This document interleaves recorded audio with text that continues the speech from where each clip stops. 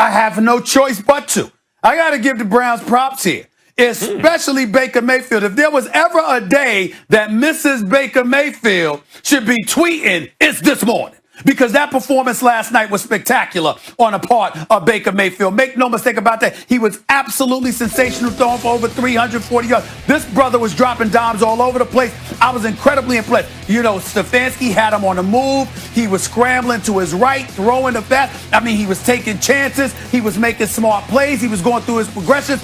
Baker Mayfield was incredibly impressive. I give credit where credit is due. And with all of those damn progressive commercials that I told y'all we were going to see, last night was the first night that it was completely unapologetic and unapologetic. It was absolutely validated. Baker Mayfield showed up and showed what he's capable of. That's the number one overall pick we've been looking for. That's the guy that took Oklahoma to the college football players. That's the guy that won the Heisman Trophy. That's the guy everybody's been looking for. He showed up last night. And if he shows up and plays like that, along with Nick Chubb and Kareem Hunt being able to run the football the way that they can run the football, I got news for you. Cleveland is going to be a big-time bona fide threat. A matter of fact, we might have ended up sleeping on them. They might be the biggest threat to Kansas City because of their ability to run the football. Not defensively, because we know they can't stop Patrick Mahomes. But if they can run the football, which we know they can do, and Baker Mayfield's throwing the football like that, I got to stand down and give credit where credit is due. The brother was sensational last night. He deserves all the props in the world because of it. And Cleveland is an entirely different team when you're looking at them if Baker Mayfield plays like that, because we have to assume their defense is not going to stink as much as it stunk last night and allowing over 230 yards rushing to Baltimore.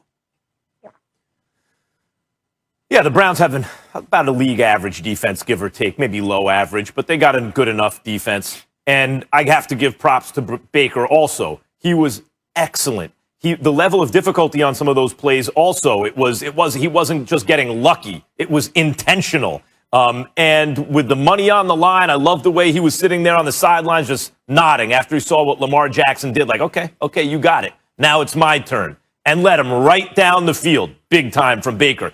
It just goes to show, Stephen A., I always say, like, in sports, when you believe in a guy, patience, and just when you run out of patience, more patience. I learned that lesson again with Baker. Just when I was like, okay, I'm done. He's proving it. He's had 4 head coaches in just a little over 2 years. No stability. He finally has some. He's clicking with a head coach, and he's very good. Now, I don't think the Browns are the biggest threat to the Chiefs. I don't think that they are Super Bowl contenders in the sense that I would pick them to win the Super Bowl or be one of the 5 or 6 teams I'd even pick. And here's the thing. Before we talk about, and I understand you mean styles matchup, if you can run the ball and everything, but yes, really running the ball against the Chiefs, it's not about the Chiefs' run defense so much as it is keeping Patrick Mahomes off the field. In fact, the Steelers' time of possession is quite good, kind of simulating a run with dinking and dunking. Let me just say this about the Browns. Everything you said about Baker is true. You have every reason to be impressed, as do we all, right? The fact of the matter is they lost the game. How many times have the Browns beaten the Steelers or the Ravens? The 2 teams in their own division this year. The answer is none.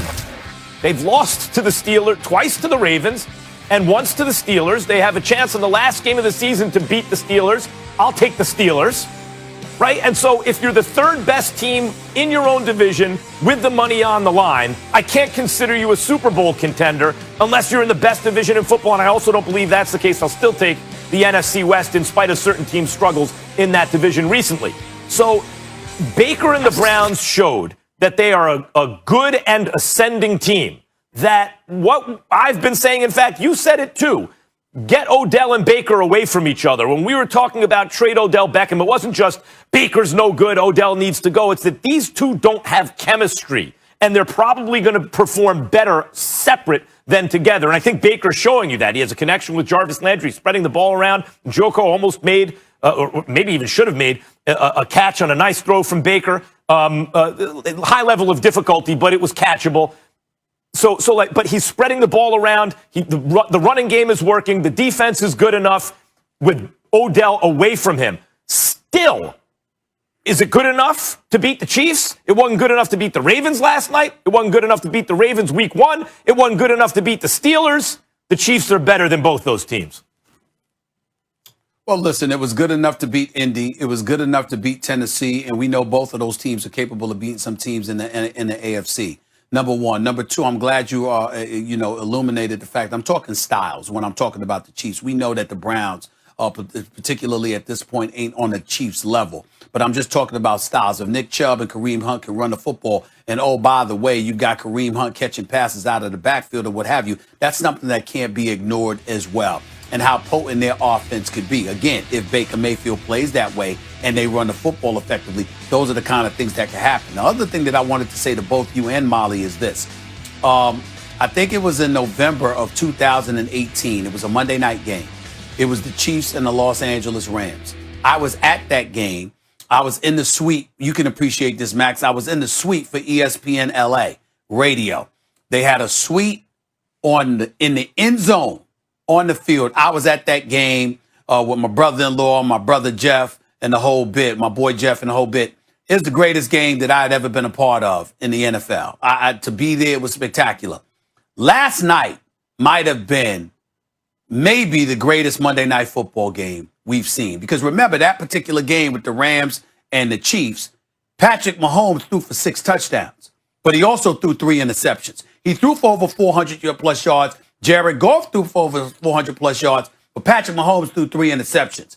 Last night, to watch these two teams go back and forth the way that they did, it was something special. It really, really was. And I look at Cleveland today a little bit differently because of how they came back in that fourth quarter and how they tried to handle their business. The difference is the Chiefs and the Rams back then were considered, that was a Super Bowl everyone wanted to see. Those are the 2 best offenses in the world. And in the Rams' case, they also had a defense. I would say most people at that moment were thinking Rams over Chiefs in the Super Bowl, and they were higher. This was more about, can the Browns, the little brother in the division, on its way up, hold off a desperate Ravens team that has struggled recently, right? And the answer was no. They played well. They're heading in the right direction. Insofar as there are moral victories in the NFL, that was one for the Browns and for Baker Mayfield.